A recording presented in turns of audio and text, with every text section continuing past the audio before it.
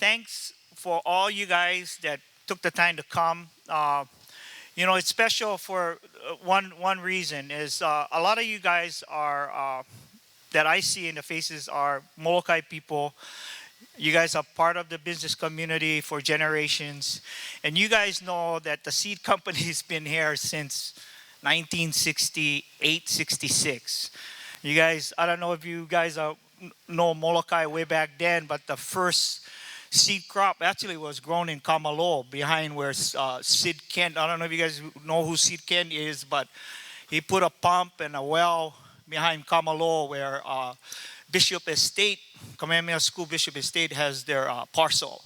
And they planted their first crop there. And you guys know Hawaiian Research. And so for generations, you guys have been around the seed corn companies, and the seed companies has been an integral part of the community for generations. And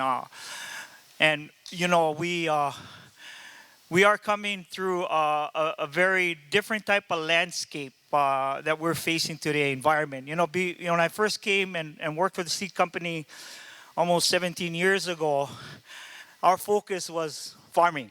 And we spend all of our time, focusing on farming. That's not so much the case today. Agriculture has changed. The landscape of agriculture has changed considerably now. And part of that is politics. And why we're having such an event like this and having somebody like Dr. McHughen here is really to kind of help, first of all, debunk the myth that perhaps people who don't accept the kind of work that we do, a certain segment of the community, not only here in Molokai, but throughout Hawaii, throughout the world. He'll help us better understand and give us a better perspective on why we do what we do here on Molokai and why Molokai is so important to the seed industry. Regardless if we just have two seed companies here, Hawaii is a focal point for the seed industry as a whole. And, we have 5 major seed companies operating in Hawaii, and they're a very significant part of our agriculture community.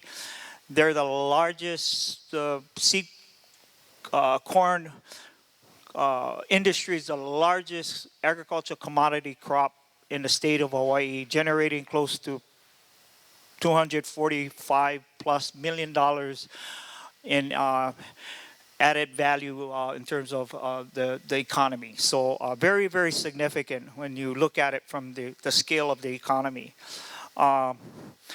Before we start, I'm just looking across, they said set the ground rules, but you get plenty of people over here that is the one that usually we look up to set the ground rules. So I'm not going to even go there. What it is basically we just respect and each other. You guys get questions.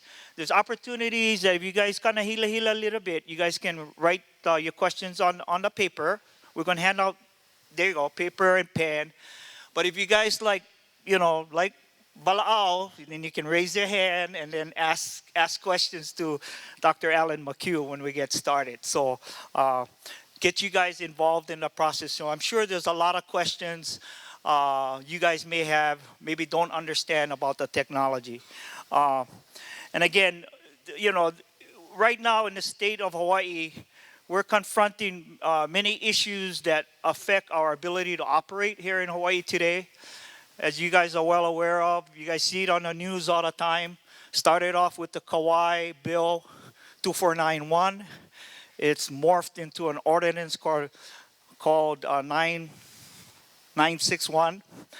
And then we've got the Big Island one, Bill 113, that actually passed, okay?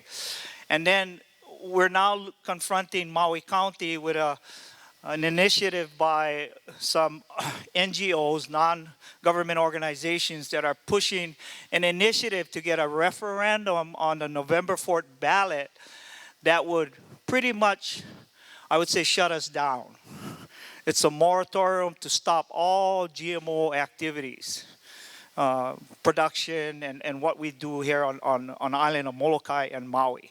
So we have really, really major concerns about that. So that being said, we want to try to at least encourage the community to at least take the time to kind of understand what we do, because bottom line, uh, if the referendum succeeds, and it's highly likely it will go on the November 4th ballot as a charter, as a new ordinance for Maui County. So hopefully this allows you an opportunity to understand what we do, and hopefully Dr. Alan McHughen will provide some substance and some information that would make you guys help you guys as you move forward to make a determination of to support us as we move forward. We're looking at Molokai with potentially 300 jobs potentially getting lost and shut down with this moratorium. So we want to start a series of this kind of event to share with you guys basically what we do.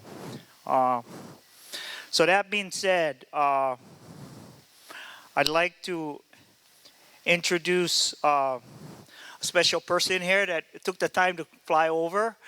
I described that we have other seed corn companies in the state of Hawaii.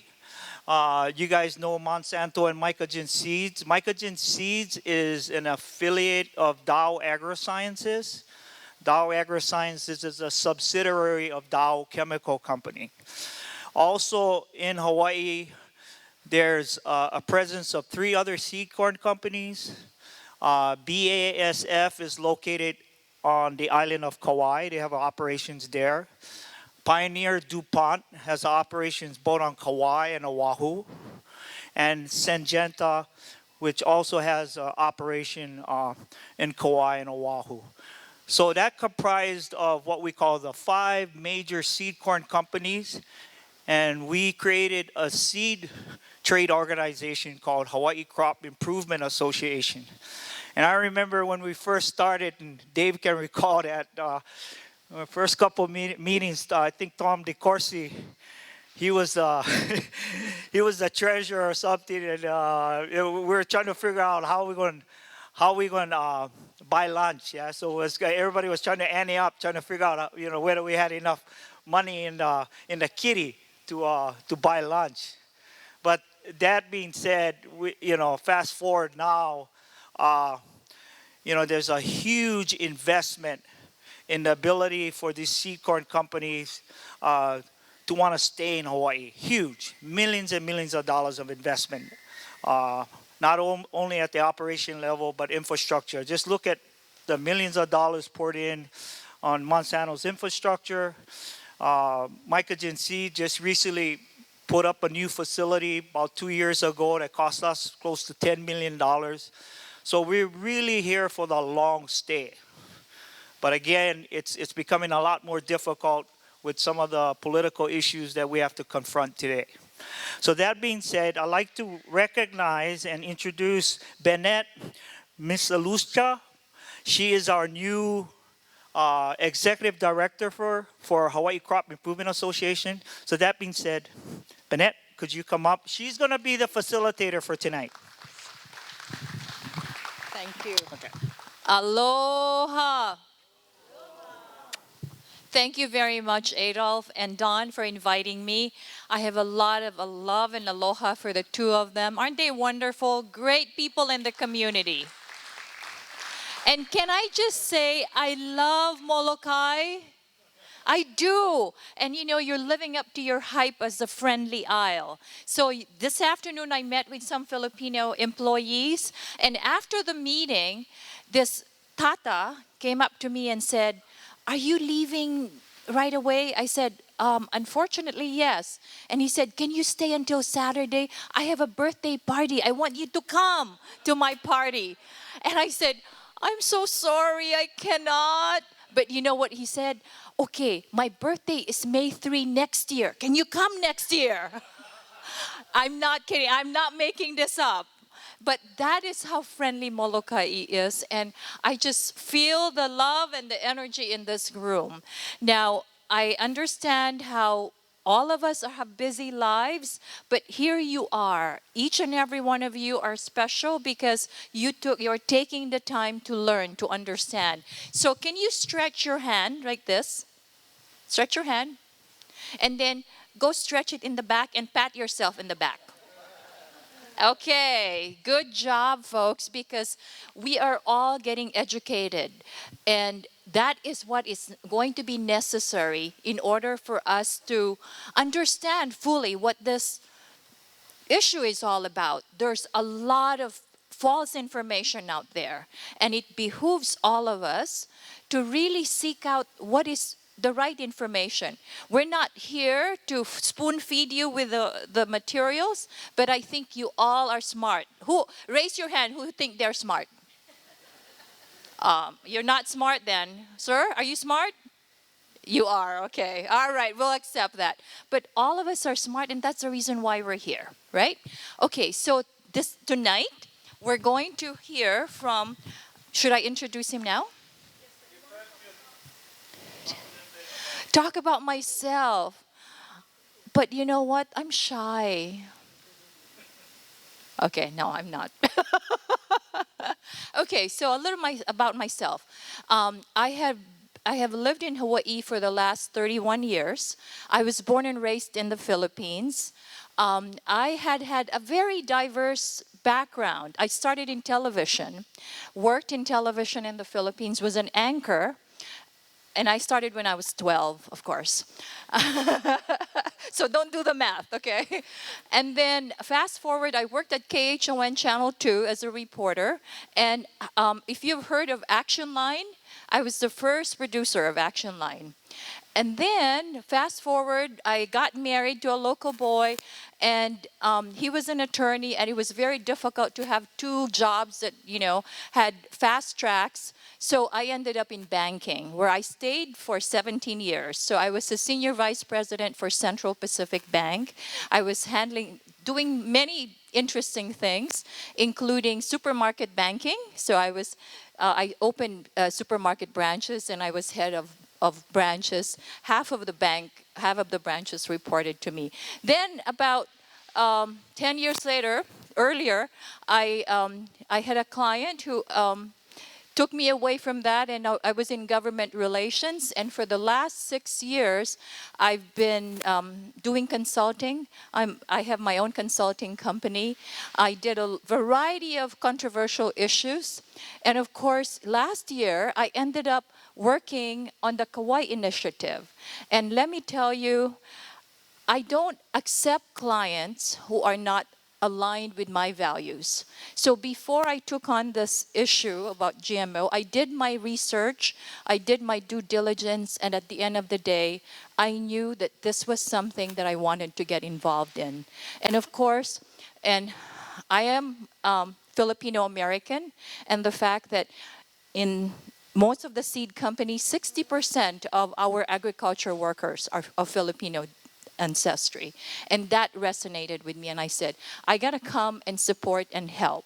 But at the end of the day, this is about our community. This is about jobs. This is about our future. And in my mind, I'm thinking, this is also about empowerment. Why would you let somebody out there determine your destiny for you? We gotta determine our own destiny.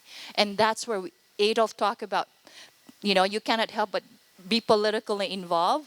You have to seize that moment. You have to seize that opportunity to determine your own destiny. Don't let somebody else determine your destiny for you. So moving on, and I hope you can take notes, and because he has a very good presentation. He was a speaker earlier with the employees, and it is my pleasure to now introduce him to you. But before I do that, allow me to introduce his lovely wife, Donna. Yay! So sweet of Adolf's wife. What was her name now? Corinne. She said when Dr. Allen was checking in, says, "Oh, I know you. You're Donna's husband." I love her. Okay. Strong woman. No wonder you're like that, Adolf. He's not going to talk to me anymore after this.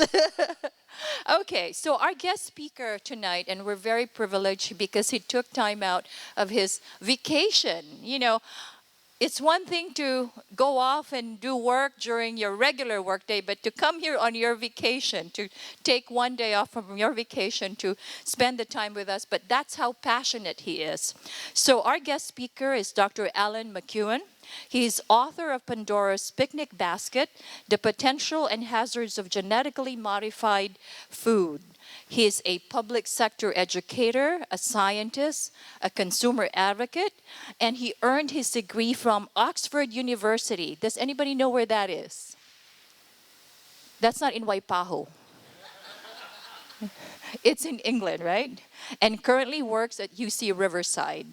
He's a molecular geneticist, and he's helped develop US and Canadian regulations governing the safety of GM foods.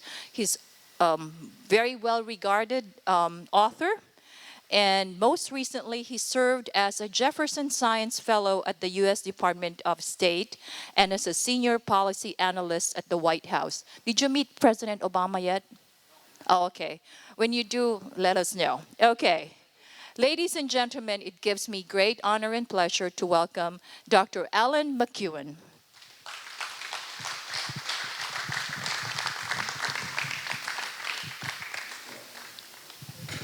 That was great.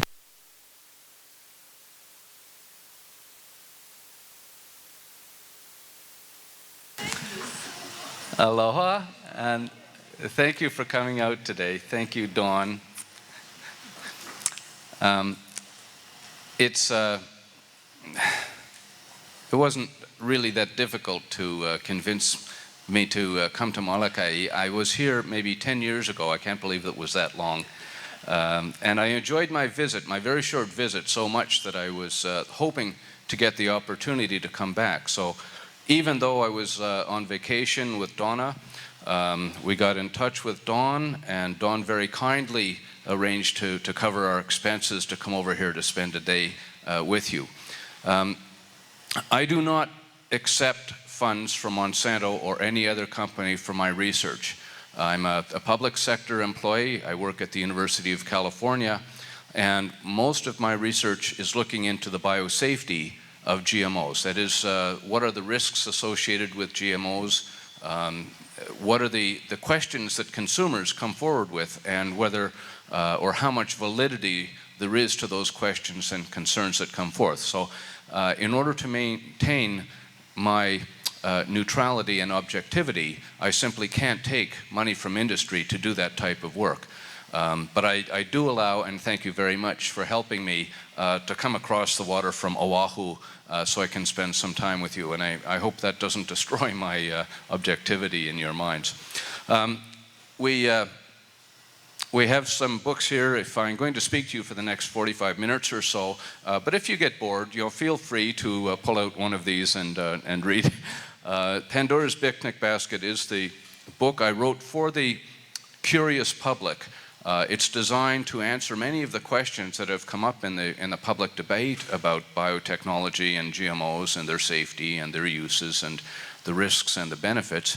The other ones are mostly more technical for a more specialized scientific audience, so I won't blame you if you haven't read those. Okay, one of the first issues that I have, and as a public educator, I'm very concerned about the state of science literacy amongst our young people particularly, but the wider public in general, that they're discussing a very difficult topic, genetically modified foods and crops, but very often they don't actually know what those things are. Okay. Thank you, dear. I brought my manager wife with me. So let me illustrate very quickly, schematically, what we can do with genetic modification. On the left, we have a drought-resistant plant. This is a plant that might be growing in the desert. And we know in the desert there's not very much moisture. It doesn't rain very much. But that plant is happy. It grows there. It produces leaves, it has roots, it flowers, it makes seed. And even though there's a scarcity of water, it's able to go through its life cycle compared to something like a corn plant on our left here, which uses a lot of water. Now, corn is a major crop, obviously, and it does suck up a lot of water at the moment. But if we can use genetic engineering and molecular genetics technologies to identify a gene in this desert plant that enables that plant to survive and even thrive in the large absence of moisture, maybe we can transfer that to the corn plant. So if we can take a copy of the gene from that desert plant and insert it, this is just a schematic, by the way, for DNA, which is the molecule that holds all of our genetic information, whether in humans or in corn plants or desert plants or microbes or other animals. We all use DNA to store our genetic information. So here we've taken a copy of the gene that confers drought tolerance from the desert plant, and we're going to insert it into the corn plant. And what this effectively does is it adds one gene to the DNA of the corn plant, which already has maybe 30,000 genes in it. So the big difference now is it's still a corn plant, but now when we turn off the water, it's still thriving, even though there's a lack of moisture. If we could do this and even have only marginal success, it would save a massive amount of water, and our corn could be produced for much less money. And much less money to produce means lower costs of food. So this is one of the objectives of using genetic engineering. But the basic technology entails searching the genes in other species, whether it's a desert plant or a bacterium or some other type of plant, for useful genetic information, such as the ability to grow in the absence of water, or perhaps the ability to grow when there's a frost, or resistance to diseases, or insects, or increased nutritional composition to improve the nutrients in our foods. The basic technology is the same. We take a copy of the gene from that source species and we move it into our crop species. All we've done is add one or two genes to the 30,000 or so that are already there. We haven't deleted anything. It's still basically a corn plant, but now it has an additional gene or two that gives us this valuable trait. Okay. Some genetically engineered products or genetically modified products that are currently on the market. Number one is human insulin. This is the first genetically engineered product that was on the market back in the late 1970s. Today, almost all diabetics and others who use insulin are injecting genetically engineered insulin that came from a bacterium. We're no longer sacrificing farm animals to squeeze insulin out of their pancreas. Instead, we've genetically engineered bacteria. We've given the bacteria the human gene that provides the recipe to make the protein insulin. And that bacteria are able to read that gene, even though it came from a human, and follow the recipe just as if it were in the human pancreas, and it produces insulin, which is then extracted from the fermentation tanks, purified, and sold to diabetics. Chymosin is a product you may not have heard of. It's used in making cheese. And again, it's a replacement for an animal product called rennet. In making hard cheese, you use rennet, which is extracted from cow stomachs, to curdle the milk products. Well, instead of using rennet and sacrificing those animals, we can use the chymosin, which again is made from genetically engineered microbes into which we've provided the gene. Right? No animals are sacrificed. It's much easier, it's much more productive, and much less expensive. Almost all of the hard cheese that we have now in America and in Europe is made using genetically engineered chymosin. So to some people, this is a GMO, and to some people, they think maybe this stuff should be banned. But I asked them, why? You're providing cheaper food without sacrificing farm animals, both in the case of something like hard cheese or insulin. Why should this stuff be banned? And the argument is, well, maybe it isn't safe. Well, fair enough argument. And let's go on and we'll talk about some other products. You're probably familiar with the Flavor Saver tomato, developed a number of years ago, 1994. This was the first whole food product on the market in the US that was genetically engineered.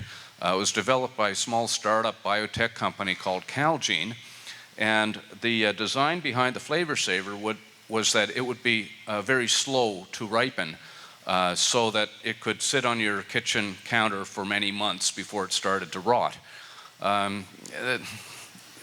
The marketing idea was that Calgene would sell these tomatoes to consumers in Chicago in January and February when it's miserably cold and snowy, and fresh tomatoes would be really very welcome. It didn't quite pan out that easily. I mean, the concept behind it was fine. The science worked very well in that the scientists at Calgene were able to introduce a gene that slowed the normal ripening process, which leads to rotting. And the tomatoes were indeed very slow to rot. They would remain firm and red for quite a long time. The problem was that they used that genetic engineering on an obsolete, tasteless variety of tomato. Right? So they started with a poor quality of tomato. They ended up with a poor quality of tomato. I can't understand why people would think adding a gene that would slow the ripening would improve the flavor of something that didn't have flavor in the first place. But nevertheless, that's now off the market. It's a failure, and we can move to something like virus-resistant squash. Again, from the mid-1990s, there are viral diseases that affect squash. Genetic engineers were able to develop varieties of squash that had resistance to these viral diseases. Similarly, in papaya, which you probably have heard of, saving the papaya industry, particularly on the Big Island, from the ravages of papaya ring spot virus, and that is still grown now. Now, other GMO ingredients or genetically engineered food products that you may or may not have heard of include corn, soy, canola, cotton. These are all oilseed crops, primarily used either to feed to animals or to squeeze the oil out of to make vegetable oil. Now, when you squeeze the oil doesn't contain any DNA or protein. So the composition of the oil is exactly the same whether it's squeezed out of a genetically engineered corn seed or a non-genetically engineered corn seed. Right? You buy a bottle of corn oil, you can see through it. There's nothing in there except oil, which is not itself genetically engineered. Yet some people are afraid of this product, even though there's nothing new to it. It's identical. Other products include alfalfa. Roundup Ready alfalfa is very popular in the US. Sugar beets. Again, sugar beets. In the US, half of our sugar comes from sugar cane, and the other half comes from sugar beets. Well, almost all of the sugar beets in the US are genetically engineered. So the sugar that's processed from those sugar beets is exactly the same chemical composition of the sugar from non-genetically engineered sugar beets, and for that matter, from sugar cane. It's all exactly the same chemical. It's a natural sweetener. It's been around for as long as we have.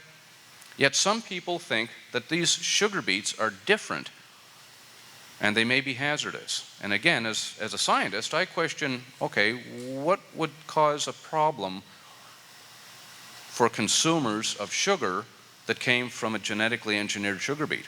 The DNA and the protein remain behind in the plant. They're not in the